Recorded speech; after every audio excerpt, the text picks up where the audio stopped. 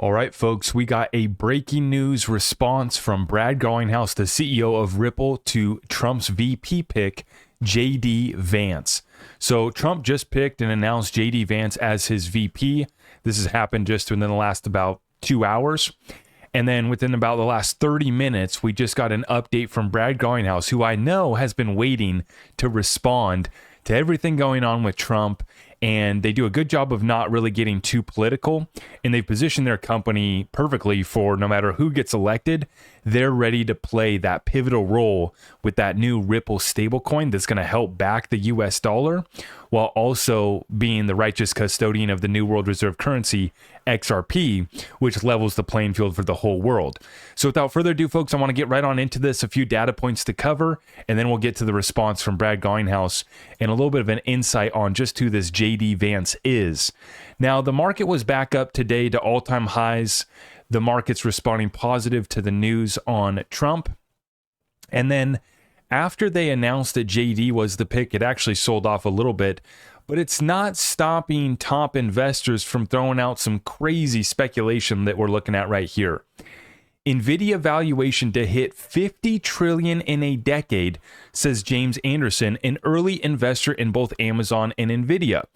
Now, the reason why I wanted to share this is because people want to put a limit or a cap, and I call them the market cap bros. They want to say that XRP, can't even go up to $5 because that would just be a crazy market cap, or it could never go past whatever price because of market cap. And I've always said that market cap is a vanity metric at best, and it only is, sharing you one part of the story when you're valuing an asset. But nonetheless, if it's okay for Wall Street big investors to call out for $50 trillion market caps for a company like Nvidia, why is it so crazy to see some of these assets over here like an XRP or, folks want to say Bitcoin's going to go to $1 million or whatever, right? Why is it crazy to talk about a $50 trillion market cap for even just the overall cryptocurrency marketplace, right? Altogether, we went to 3 trillion last bull run. Brad Garlinghouse is predicting that we go to 5 trillion this bull run. Just the stablecoin space right now is about 150, 160 billion, and that's set to go to 3 trillion by 2028. So, we got trillions and tens of trillions on the way coming into this space. And if folks want to throw out crazy valuations for Nvidia, I don't think it's at all reasonable to talk about, seeing some of these assets with market caps in the tens of trillions either. But what do we know? They call us crazy, so we're just going to keep on doing it.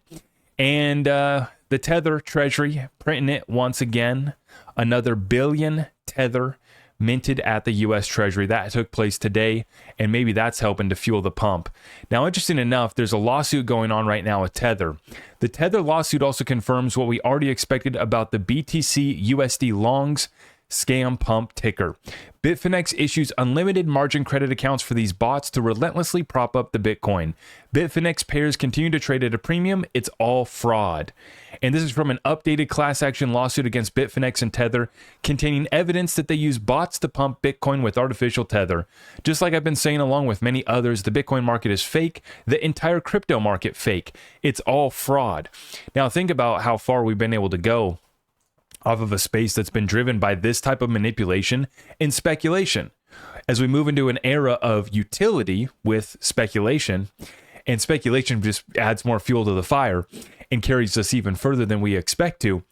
And so during this moment, we're watching Bitcoin pump. It's all reacting positive to the VP pick, which I'm about to get into right here. JD Vance, big Bitcoin guy, or at least he owns Bitcoin. He owns Bitcoin. And, big in the fintech technology space. And so the news coming out today, matching with the actions by the Tether Treasury, taking advantage to pump this market back up to 63,600 at the time of this recording. I'm going to continue to watch this market just because you guys know, I feel like this is a nice little Trump pump. But what worries me is that this is a temporary Trump bump before they blow it up, before they burn it down, before something else happens leading up to this election that brings in the correction. So we'll take a look at that. Now, in regards to JD, this is what Tucker Carlson had to say in response. Quote, every bad person I've met in his lifetime in Washington was aligned against JD Vance. So if every bad person that he's met from Washington, D.C. was against J.D. Vance, well, that's a good sign. We have that data point to add. We also see that J.D. Vance's firm, Neria Capital, is backed by Peter Thiel, Eric Schmidt, who is from Google, and Mark Andreessen. Andreessen Horowitz and Ripple are the leading backers of the super PAC Fairshake and are also in attendance at the RNC. Now, I don't know if he's just saying that the Fairshake PAC, I believe that the Fairshake PAC is going to be in attendance. I don't know if Andreessen and Ripple are going to be there as well, but I think that he's just making the point that they're the leading backers. So this is what we've been talking about as far as Ripple making waves in DC and within politics, not necessarily throwing their vote behind Biden or Trump, but they've been donating one of the leading donations to this Fairshake PAC, which is supporting pro-crypto candidates really from both sides of the aisle. But we're diving a little bit more into this. Republican Senator J.D. Vance reportedly holds at least $250,000 of crypto personally. He voted to repeal SAB 121 and has openly criticized the SEC related to crypto cases. Now, if you go down his record, he's been in support of a lot of things that, is good to see. It looks like from Trump's statement that he made after he made this decision, the move here is to really get some of the swing states, right? This guy calls himself a hillbilly from Ohio.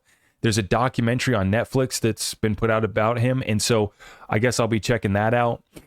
And so from Ohio, and it looks like this play is on the Rust Belt, is on the working class vote and is on the swing state vote. Initially, I didn't know who J.D. Vance was, so I was kind of initially disappointed. I was hoping for maybe a few other picks for Trump. But J.D. would go through his record here, and he was against Trump. He was a self-declared never Trumper, but now obviously that's changed. He's changed his rhetoric into saying that Trump was the best president that we ever had. And I'm going to show you guys a little clip here of J.D. Vance talking about Gary Gensler and blockchain technology, and then Brad Garlinghouse responds. Let's take a listen in on this. If there's a candidate for worst person, in my view, at least in terms of my substantive disagreements, I'm sure he's like a nice guy, is Gary Gensler. Okay, so Gary Gensler is sort of the complete opposite of my view. And there are two problems that I have with Gary, one of which is that I think he wants to inject politics way too much into the actual business of securities in the United States of America. But in some ways, the more fundamental issue, or at least the most relevant issue for this particular conference is the approach that Gary has taken to regulating blockchain and crypto seems to be almost the exact opposite of what it should be. And I'm oversimplifying a little bit, but the question the SEC seems to ask in regulating crypto is this a token with utility? And if it's a token with utility, then they seem to want to ban it. And if it's a token without utility, they don't seem to care. I almost think we should be the opposite here, right? I worry about financialization. I worry about, frankly, whether a lot of the crypto stuff is fundamentally fake. But if a token actually has utility, that's the sort of thing that, by all means, regulate it. By all means, be careful about, how consumers interact with it. But you don't want to just get rid of this stuff. And here's where I really, really worry about this is a lot of the newest challengers to social media, the social media incumbents of 2024 are going to require some blockchain technology to make their business work.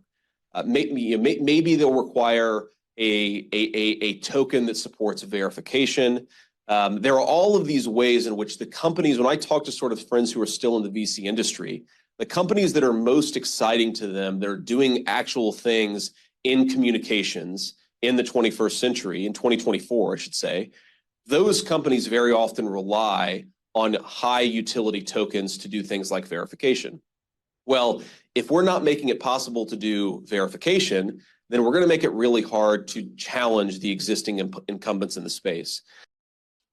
And recall that we are adding XLS40D, which is decentralized identifiers to the XRP ledger, perfectly positioned. And this is, of course, just one of many blockchains that will add some sort of DID. But once again, Ripple, Brad Garlinghouse, perfectly positioned. And this response to JD and his statements down below, very fascinating from Brad Garlinghouse. Let's take a look. He says this is what more elected officials should be doing, looking at technology as a way to extend American exceptionalism rather than actively enable an unelected official to do the opposite. This is where Brad Garlinghouse is directly over the target and how Ripple, along with their new US dollar stablecoin, can help achieve and extend that American exceptionalism. They'll be able to take their stablecoin standard to JD Vance, to Donald Trump. If, just like they were tasked with the executive order with Steve Mnuchin, right? Ripple was already called up to help draft up that 13772, I believe was what the executive order was. It's time to call up Ripple once again. Brad Garlinghouse perfectly positioned and, exemplifying an American company that is going to help the United States maintain the status and extend American exceptionalism abroad, right? And so this is a beautiful thing that we've seen now here with Trump picking JD. It looks like this is pretty much set in stone that Trump's going to be back. And JD, we'll see, how this plays with the Rust Belt, with Ohio and some of these other swing states. That's going to be critical as well for Trump to secure this victory. But then the beautiful thing that I love to see here is that Brad Garlinghouse is finally responding. I know that Brad, he's an American guy through and through. I know that he probably wishes that he could say a lot more. And you guys have seen him mostly just stick to calling out bureaucrats and the bureaucracy beast at the SEC and Gary Gensler. But Brad Garlinghouse perfectly positioned, no matter how this goes, this coming election, for Ripple to step up and play that role in this new financial system. Now, furthermore, to extend that, what we see come out, and this was kind of not really touched on by anybody over the past week or so, but this could be very helpful for Ripple payments adoption. And what this is that Ripple just made their API documentation open source and public. I don't know if open source is the right term, but basically they made it open and public and available for everybody to use. And now you can try it before you buy it. So previously, developers had to wait for the contracting process to wrap up to receive access to retrieve API credentials. Now there's a lightweight testing tool available at any time for Ripple payments. Once again, we are setting up the XRP ledger for mass adoption. Now, Ripple payments includes not just XRP, right? It's going to include Ripple's new stablecoin, which is issued on the XRP ledger and going to be issued on Ethereum. But then Ripple payments also rely on traditional financial on-ramps and off-ramps as well too. But the point being, that ease of access, making it seamless. And before you have any sort of contract or deal done with Ripple, you can try it out. This is critical. And so the stars are beginning to align here for a pro-crypto administration. I think that we're going to see the rhetoric change across the board, right? When these types of guys can get out in front and really lead the conversation and direct the conversation in this country around crypto and around regulating it in a responsible and productive way, this is where we see not only a pro-crypto administration in White House, but we see a pro-crypto Congress. This is what brings in the stablecoin legislation. This is what follows up with broader crypto regulations.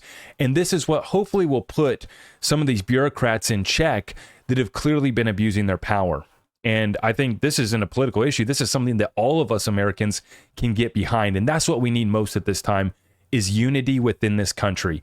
This is what I love about crypto, is it's decentralized, permissionless, open source when done right, and done so in a way that's going to bring access to this technology to the world. And this is what we want. America should be leading that.